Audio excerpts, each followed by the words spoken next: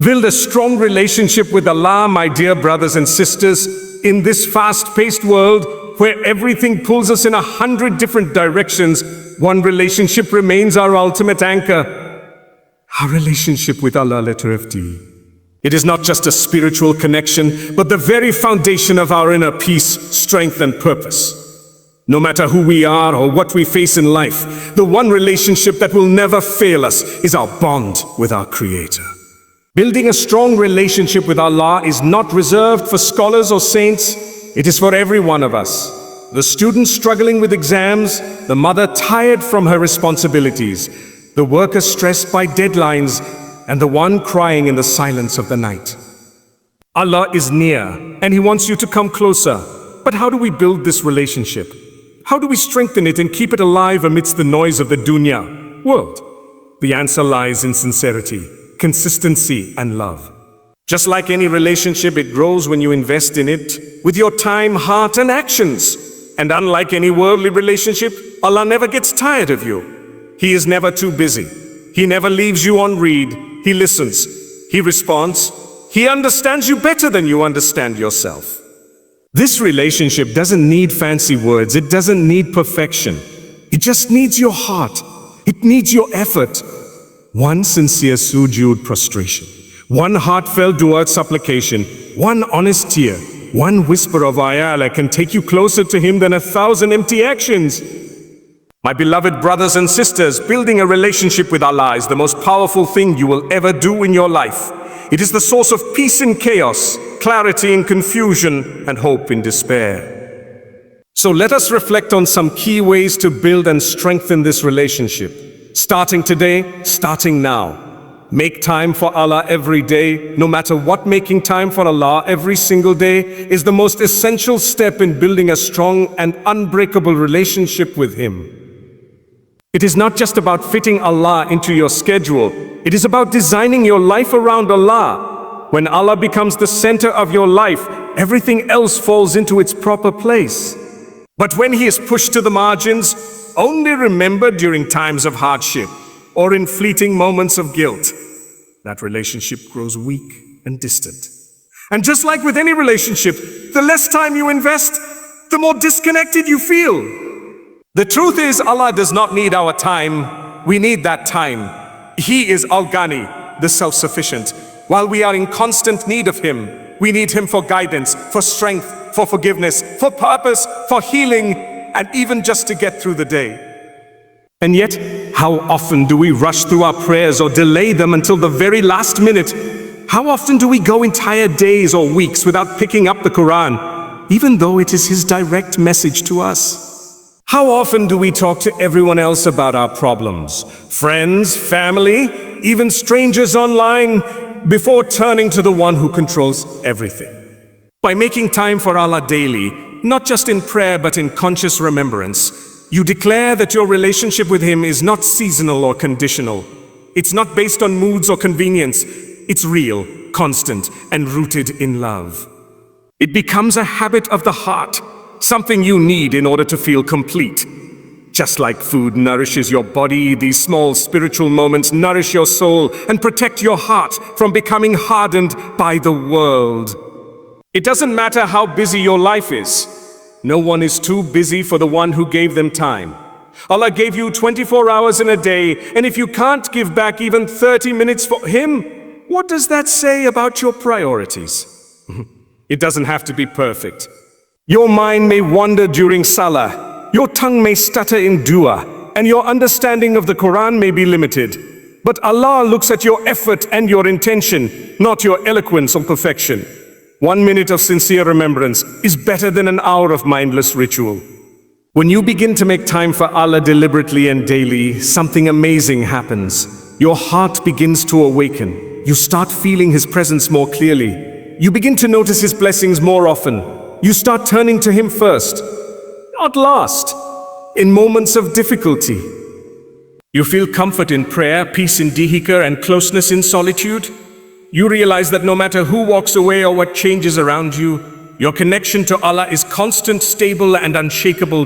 Moreover, the time you dedicate to Allah brings barakah into your entire life.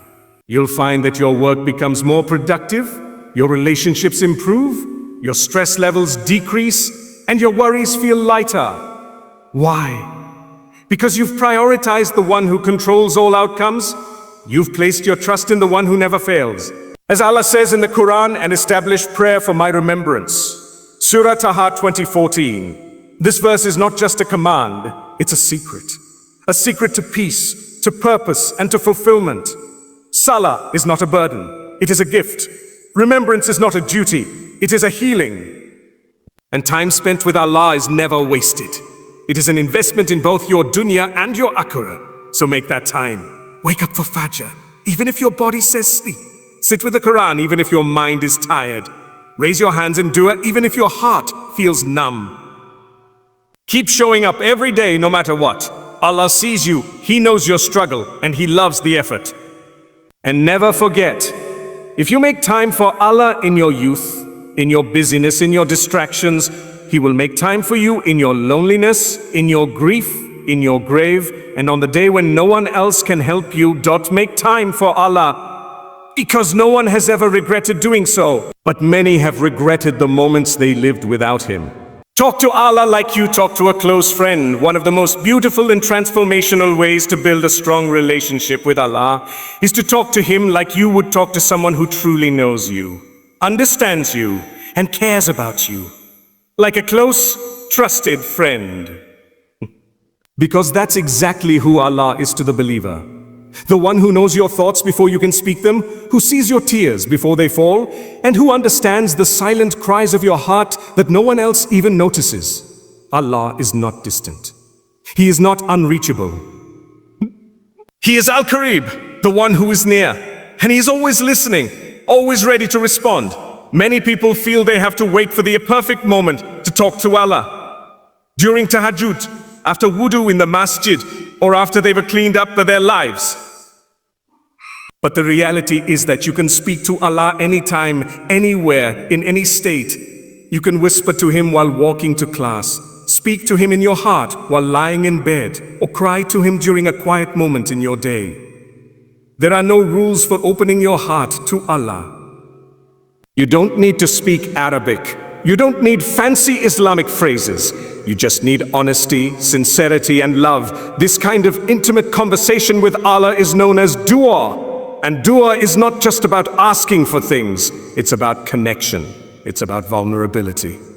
It's about being raw and real with the one who already knows everything about you and still loves you unconditionally. Allah is not tired of hearing from you. In fact, He loves when His servant calls upon Him.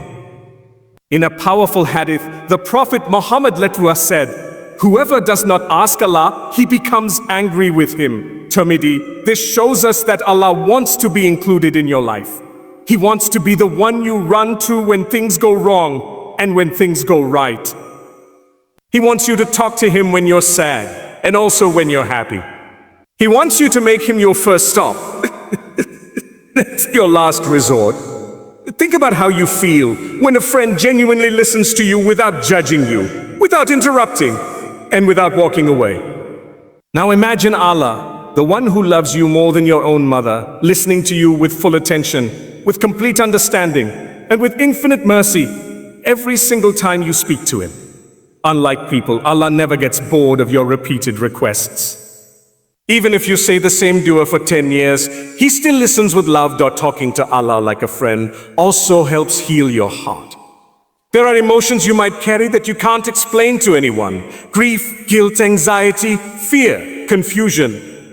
And sometimes, even when surrounded by people, you can feel utterly alone. But you are never alone. Allah is with you. He says in the Quran, "And when my servant asks you concerning me, indeed I am near. I respond to the call of the supplicant when he calls upon me."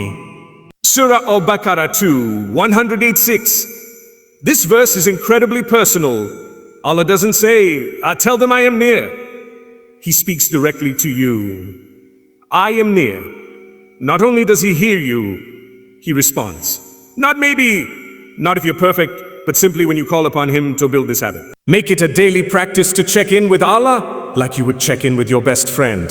Start your morning with a simple, "Ya Allah, guide me today." Pause during the day to say, Sharab, I'm struggling, help me. End your day with, Shu, I know you're taking care of me. It doesn't have to be long. It doesn't have to be formal. But it has to come from the heart. This type of heartfelt communication strengthens your Iman, softens your heart, and reminds you that no matter what you're facing, Allah is by your side. It transforms your relationship with Him from a distant duty to a living, breathing connection. And when you consistently talk to Allah like a close friend, you'll start to feel His nearness in every aspect of your life, in your decisions, in your peace, and even in your silence. In short, talk to Allah freely, frequently, and with full trust. He is the only one who will never misunderstand you, never reject you, and never leave you unanswered, even if the answer comes in a form you didn't expect. Build the habit of salah and protect it. If you truly want to build a strong, unshakable relationship with Allah, then you must begin with salah, the 5 daily prayers. Salah is not just a ritual. It is the foundation of your connection with your Creator. It is your private meeting with Allah 5 times a day. It is your opportunity to leave the noise of the world and enter a space of divine peace, healing, and closeness with the one who loves you most. Without salah, your relationship with Allah will always feel distant, weak, or disconnected. But with sincere, consistent salah, that relationship becomes alive, vibrant, and full of light.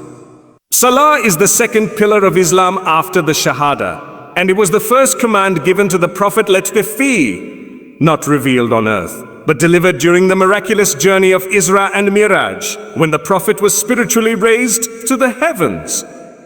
This shows how high and sacred Salah is in the sight of Allah. He could have sent the command down like the others, but instead He called His Prophet to the heavens just to gift him and us with this act of worship. That alone tells us that Salah is not a burden, but a divine invitation. It's not a task to check off your list, but a moment to realign your heart with your Lord. Unfortunately, many of us treat Salah as a duty to get over with, rushing through it or delaying it until the very last moment. But when you do that, you miss out on the true sweetness of Salah. Imagine standing before the King of Kings, the one who created the universe and still knows your pain, and He is listening to you. That is what Salah truly is. It is not about the words of your tongue alone. It is about the state of your heart. When your heart is in Salah, you are not just reciting verses. You are having a conversation with Allah. You are saying, guide me, forgive me, help me, protect me. The Prophet Muhammad said, the coolness of my eyes is in the prayer. Sunan al-Nasai. For him, prayer was not a burden. It was a relief, a refuge, a comfort. And it can be the same for you. But for that to happen, you must protect your salah. That means praying it on time. That means prioritizing it above your meetings, your sleep, your entertainment, your conversations. Because when you make time for salah, you're telling Allah, you are more important than everything else in my life. Building the habit of salah isn't always easy, especially in a world that constantly distracts us. But consistency is the key. Even if your heart doesn't always feel it, even if you're tired, even if you're struggling, keep showing up. Allah sees the effort. In fact, the more you struggle to protect your salah and still pray, the more beloved it becomes in the sight of Allah. He does not ask you for perfection. He asks you to try to be sincere and to never give up on your prayer. And know this, salah is not just a responsibility, it is a shield. It protects you from sin, from despair, from arrogance, from hopelessness. It softens your heart, it keeps your ego in check, and it reminds you 5 times a day that you are a servant of Allah. This humility becomes your strength. This reminder keeps your soul awake while the world tries to numb its footsteps. Allah says in the Quran, indeed prayer prevents immorality and wrongdoing, and the remembrance of Allah is greater. Surah Al-Ankabut 29:45. This means that when you pray with sincerity, salah begins to change you. It transforms your behavior, your character, your choices. It keeps you grounded in what is right, and it brings you back when you've slipped. That is the power of regular prayer. It doesn't just connect you to Allah, it rebuilds you. So start now. No matter how far you've been, no matter how long you've missed, no matter how imperfect your prayers feel. Begin again. Make a commitment to never let a day pass without praying your 5 daily prayers.